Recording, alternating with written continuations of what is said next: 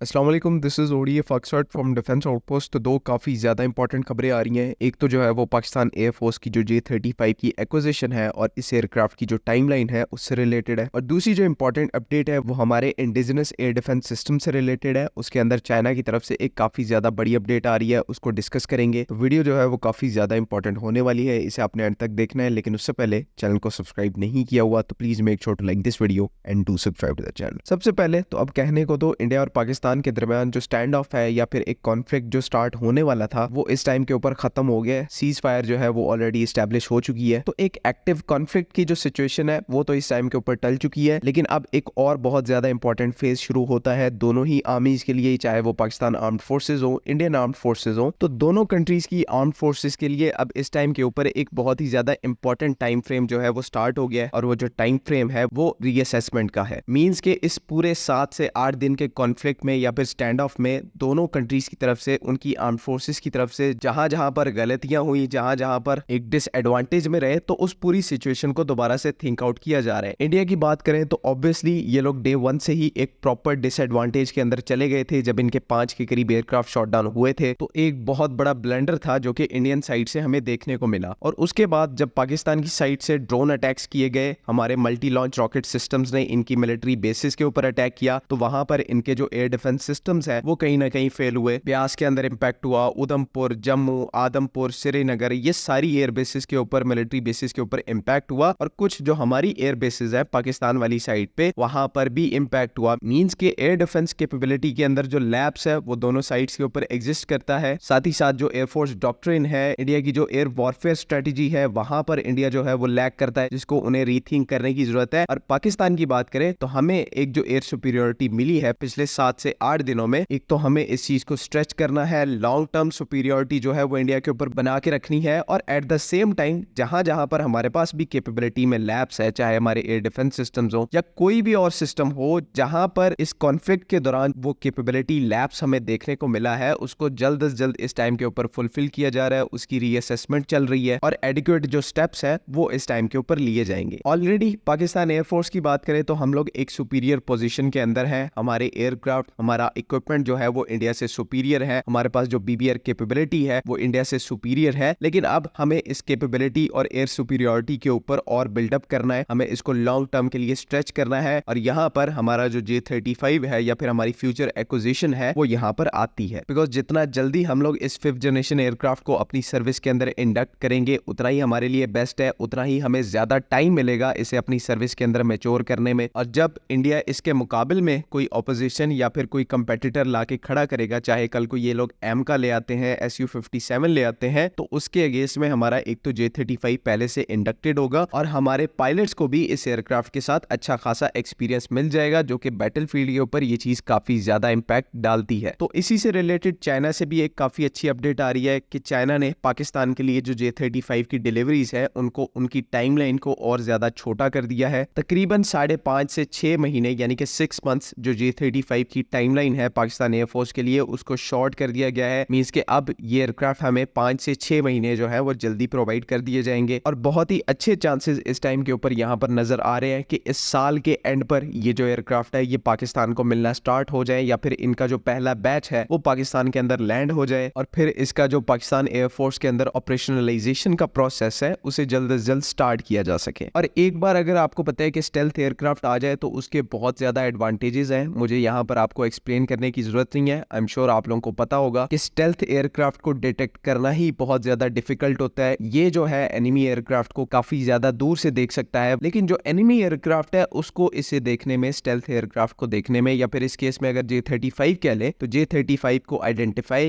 या फिर डिटेक्ट करने में उसको काफी ज्यादा डिफिकल्टी होगी। तो J-35 के आ जाने के बाद पाकिस्तान को इंडिया के ऊपर एक अनपैरेलल एडवांटेज होगा, जिसको फिर हम लोग बहुत अच्छे से यूटिलाइज भी कर पाएंगे। अब सेकंड टॉपिक की बात करें तो पाकिस्तान आर्मी और एयरफोर्स की तरफ से ये डिसीजन लिया गया है कि हमारी जो शोरएड कैपेबिलिटीज है, मींस के short range air defence capabilities है, उनको और ज्यादा इंक्रीज किया जाए, जिसमें प्रायोरिटी इस दफा हमारे इंडिजिनस सिस्टम्स को दी जाएगी। मींस के यहाँ पर और ज्यादा एयर डिफेंस सिस्टम्स को इंडक्ट किया जाए और इस दफा प्रायोरिटी जो है वो इंडिजिनस एयर डिफेंस सिस्टम्स को दी जाएगी। इंडिजिनस एयर डिफेंस सिस्टम्स को डेवलप करने के लिए यहाँ पर जो प्रोसेस है उसको तेज कर दिया गया है और इसमें चाइना भी जो है वो हमें हेल्प आउट करेगा। करेगा। चाइना अपने एयर डिफेंस सिस्टम्स का जो टेक्नोलॉजी है, उनकी क्रिटिकल टेक्नोलॉजी है, उनको पाकिस्तान को ट्रांसफर करेगा, जिसके तहत हम लोग डिफरेंट किस्म के शोरेड और मीडियम कैटेगरी के एयर डिफेंस सिस्टम्स को इस टाइम के ऊपर डेवलप कर रहे हैं। ऑलरेडी हम लोगों ने एक काफी ज्यादा अच्छी प्रोग्रेस अचीव कर ली है। तो जब एक बार ये इंडिजिनस सिस्टम्स डेवलप हो जाएंगे तो एक बड़ी तादाद के अंदर एक तो पाकिस्तान एयरफोर्स इनको अपनी सर्विस में इंडक्ट करेगी और साथ ही साथ Pakistan army air defence corps जो है वो भी इन सिस्टम्स को अपनी सर्विसेज के अंदर इंडक्ट करेगी, जो कि ये चीज हमारी जो एयर डिफेंस कैपेबिलिटीज है और specially short to medium range की जो एयर डिफेंस कैपेबिलिटीज है उनको बहुत ज्यादा बेहतर करेगी। और यहाँ पर इंडिजिनस सिस्टम्स भी मौजूद है, तो आपको पता है कि इंडिजिनस सिस्टम्स का और इंडिजिनस टेक्नोलॉजी को डेवलप करने का जो फायदा है वो भी बहुत ज्यादा होता है। तो यहाँ पर डबल एडवांटेज है और चाइना की तरफ से भी प्रॉपर पूरी सपोर्ट जो है वो इस फील्ड के अंदर पाकिस्तान को प्रोवाइड की जा रही है। उम्मीद है कि यहाँ पर तमाम चीजें क्लियर है। अगर इससे रिलेटेड कोई भी कंफ्यूजन है तो काइंडली कमेंट्स में जरूर पूछे।